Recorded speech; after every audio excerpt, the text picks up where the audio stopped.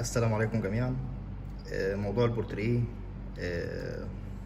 وتحليل البورتريه انا قلتها في فيديوهين قبل كده، بس نقولها تاني طالما بتطلب يبقى المعلومه مش فاصله كامله. طيب البورتريه، انا هبص البورتريه مش كانه بورتريه، انا هبص له كانه اي عنصر عادي جدا له عضلات وله تشريح. تمام. طبعا يفضل في البورتريه لما اكون اشتغل مزيف ما ارسمش بايديا. يفضل ان انا اروح اطبع البورتريه واكبره بالحجم بتاعي اللي انا عايزه، لكن ما ارسمش بايديا. طيب، في سؤال جالي اللي هو واحده بتسال بتقول انا عايزه اعمل بورتريه لحفيدي، لسه مبتدئ في الموزايك وعايز اعمل بورتريه لحفيدي. والله انت لو طبقت البورتريه كده ومشيتي على كل خط عندك بربع بلاطه سودا او شريحه سودا كده، يجي ملي ولا 2 ملي، تمام. كل الخطوط دي امشي على كل خط بالبلاطه السودا ديت، تمام، زي ما هو قدامك كده، وجيتي حطيتي لون بيج او لون البشره في الفراغات في كل اللي حواليه، انت كده عملتي بورتريه لحفيدك. لان الاطفال مفهومش تشريح كتير، يعني تشريح العضلات بتاعتهم مختلف عننا شويه، بتبقى مش بارزه قوي، بيبقى الوش مثلا بيبقى فيه دهون اكتر من الطبيعي، فبتبقى مقلبظه شويه، يعني الاطفال بيبقى فيها سنه شويه كده مختلفه عننا. فطبعا كمبتدئ او عايز تعملي بورتريه هيجيب الشبه. انت لو طبقتي كده، لو كبرت البورتريه كده خط بس اسود اسود، العين خط اسود اسود اسود اسود كده، بعد ما تخلصي كل البورتريه زي ما هو مرسوم كده بالرصاص اسود، وجيتي حشيتي في النص بلاط بيج او لون البشره حسب اللون المتواجد عندك، هيطلع معاك البورتريه موزايك 100% بنفس الشبه بنفس كل حاجه. ودي كبدايه، يعني انا بنصح اي حد كبدايه هتجيب الشبه وهتجيب الملامح كويس قوي. طيب الناس بقى اللي هي متعمقه شويه في البورتريه او عايز تعمل بورتريه احترافي او بورتريه تدخل بيه في معارض او بورتريه فني، طيب اول حاجه بعملها البورتريه لما اجي اختار صوره بورتريه ما تخليش العميل هو اللي يملي عليك الصوره. دي اول نقطه مهمه. يعني العميل قال لك خد الصوره دي ارسمها لي او اعملها لي موزايك، قول له لا ابعت لي غيرها، ابعت لي 4 5 6 صور 10 صور وانا هختار منهم. انا هختار منهم صوره، انت اللي تختار مش العميل اللي يختار. تمام. طبعا بعد ما بتختار بتوريها للعميل، لو موافق عليها اوكي، مش موافق هتختار غيرها. ايه هي مواصفات الصوره اللي انا بختارها؟ اول حاجه شايفين انا حاولت ارسم بسرعه كده وضع معين اللي هو التروكار. ده يعتبر من افضل الاوضاع اللي هي ممكن تترسم او تتعمل موزايك، اللي هو الوضع الجانبي اللي هو التلات ارباع، بيبقى هي ودن واحده بس اللي مختفيه. تمام. الوضع ده جميل جدا في الشغل، سواء في الموزايك او في الرسم او في الزيت او في اي حاجه، احسن من الوضع الفيس اللي هو بتاع البطاقه. تمام. لان هو يبعت لك صوره بطاقه، الصوره دي ما بتبقاش قويه، وبعدين بتبقى باعتها لك متصورها في استوديو، والصوره نفسها معديه على فلاتر، مش مبين لها ملامح التفاصيل بتاعتنا. فطبعا يفضل صوره من غير فلاتر، من غير ما يتعدل عليها اي حاجه، صوره وضع تاني غير الفيس. الفيس شويه حلو بس مش بقوه التروكار. تمام. فطبعا ده هتفرق معايا جدا في الشغل، هتطلع معايا لوحه قويه. طيب اخترنا الصوره، اخترنا الوضع، اركز على العضلات البارزه. يعني مثلا عندي هنا العضله دي بتبقى بارزه اكتر في النساء، اللي هي عضله الرقبه ديت. طبعا لما بتبرز معايا بتدي جمال اكتر للشكل. الملامح، النظره بتاعت العين، التفاصيل البسيطه اللي هي بتاعت الوضع ده بتفرق جامد جدا معايا. خلاص اخترت، بجيب تشريح البورتريه. عندي حاجات مهمه جدا في تشريح البورتريه تبين ان انا قوي. ايه هما؟ تشريح العين، تشريح الانف، منطقه الفم والجبهه. تمام. اهو كده البورتريه، بس دي الاماكن المعينه اللي بيبان فيها التشريح اكتر، منطقه العين ومنطقه الانف. اتعاملوا صح بقيه البورتريه كله هيمشي معاك صح. طيب العين، العين انا اتفقت معاكم اكتر من مره ان العين حواليها تجويف الجمجمه. يعني لو ركزت لو جبت تشريح الجمجمه هتلاقي تجويف الجمجمه. فوق الجمجمه عضله دائريه. طيب العضله الدائريه دي همشيها دوائر وخلاص؟ لا، انا عندي هنا غامق، وهنا بيطلع معايا الدايره بتطلع من هنا كده وتلف، تمام، وممكن تقابلها وتقطع معايا هنا وتيجي من هنا وتضيق هنا وتلف. ده لو بورتريه كبير هكتر خطوط، لو مش كبير انا مثلا عندي هنا في لسعه اضاءه اللي هي فوق العظمه بتاعت الجمجمه، بلاقي فيه هنا لسعه اضاءه، فباجي اعملها وباجي ايه ماشي معاها في التشريح. وباجي هنا تحت برضو في هنا لسعه صغيره كده او لسعه اضاءه صغيره في الوجنه، بخلي بالي منهم، تمام. وبمشي تشريح العين دايره. طيب همشي لون واحد؟ لا طبعا، انا عندي هنا غامق، فلما يبقى فيه غامق انا باخد من غامق ورايح لفاتح حسب لسعه الاضاءه ديت او حسب درجات اللون. في واحد تحت عينيه اسود مثلا او ازرق شويه، يعني بتختلف من واحد للتاني. في واحد تحت عينيه البشره صافيه، فبتختلف حسب الاضاءه كمان اللي واقف فيها. فهنا بغمق بلاطه اتنين، لو التدريجه حلوه معايا يعني في هنا غامق كتير ببدا اسحب براحتي، لكن لو التدريجه قطعه بحول هي بلاطه غامقه بلاطه هافتون بلاطه فاتح على طول بقيه البشره، تمام. طيب من البورتريه لو ولد او راجل يفضل الغوامق بتاعته تكون اخضر. يعني هنا ممكن احط شريحه كده مثلث صغير، شريحه صغيره خضراء تديني جمال كتير جدا وغنى لوني للبورتريه اخضر. لكن طب لو ست يفضل الازرق، يفضل الازرق. غوامق الستات دايما ازرق وغوامق الراجل اخضر، تمام.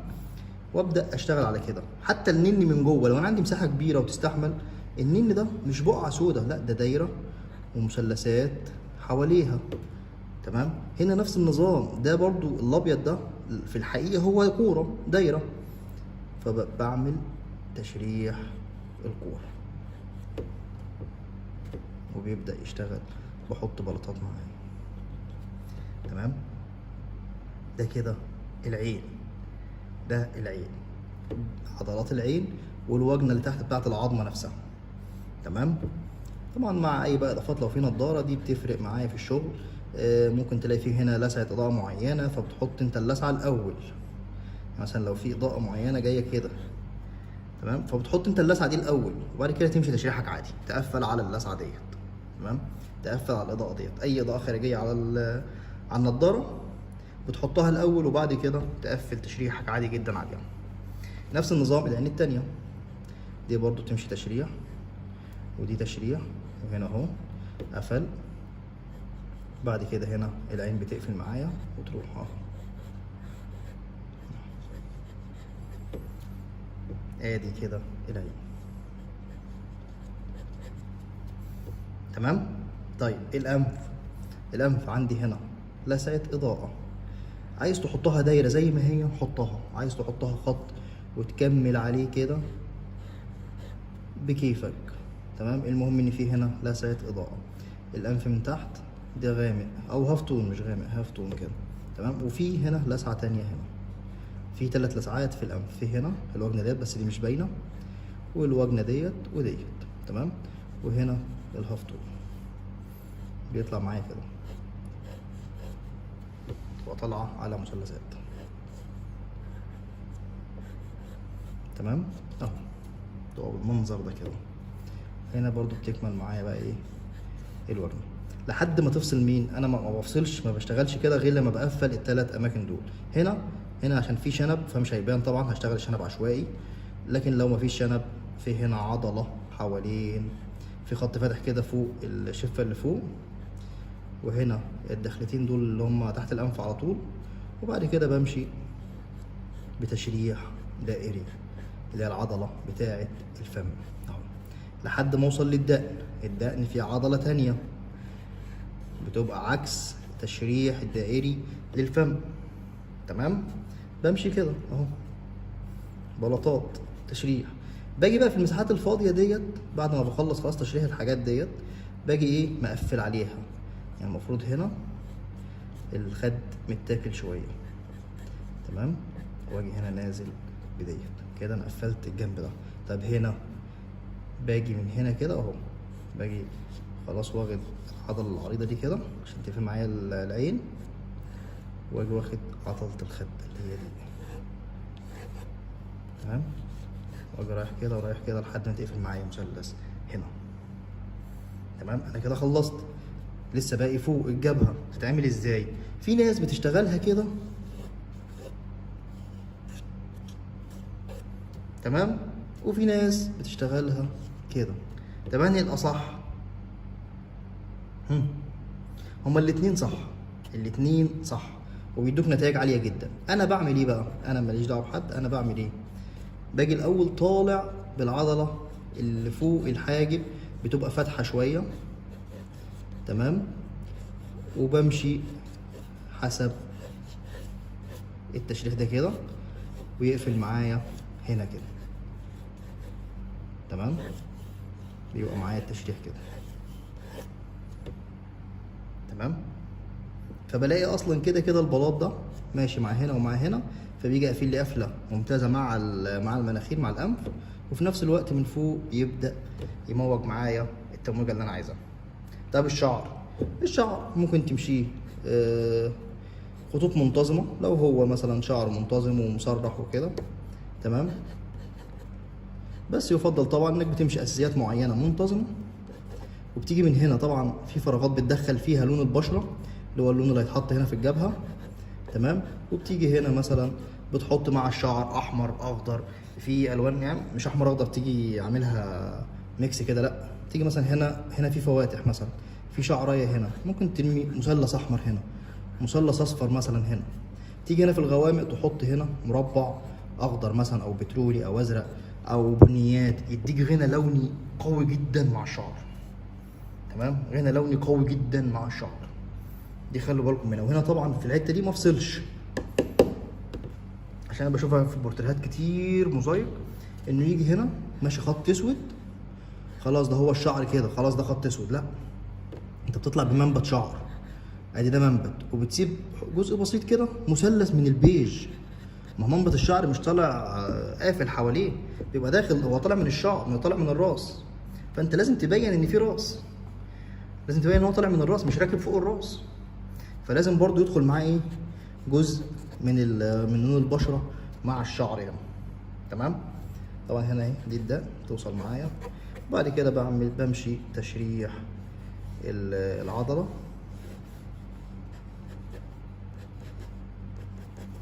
تمام، لحد ما تقفل معايا الشكل كويس. وهكذا برضه هنا في النضاره، ممكن لو دي نظر بتلاقي في حاجات هنا مختلفه عن الخلفيه، تمام. ده كده بصوره سريعه تشريح البورتريه.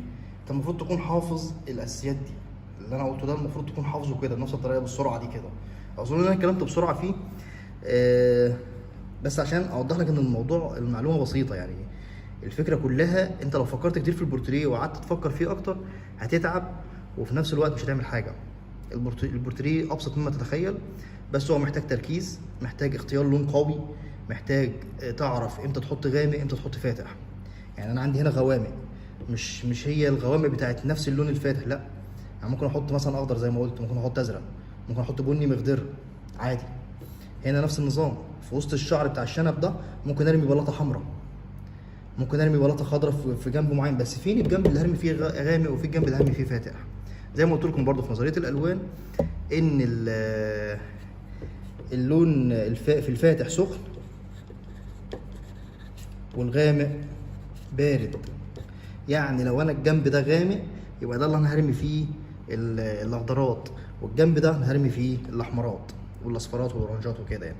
بس هرمي بحساب، ارمي في اماكن انا عايز العين تتشد ليها، او اماكن العين تموت فيها. يعني مثلا هنا الشعر انا كده كده كتله اسود حواليا، فانا مش هعملها اسود، انا هحاول احط غنى لوني، ارمي بلاطه خضراء، ارمي بلاطه زيتي، شريحه هنا حمراء، تفتح معايا شويه، شريحه برتقاني في حته.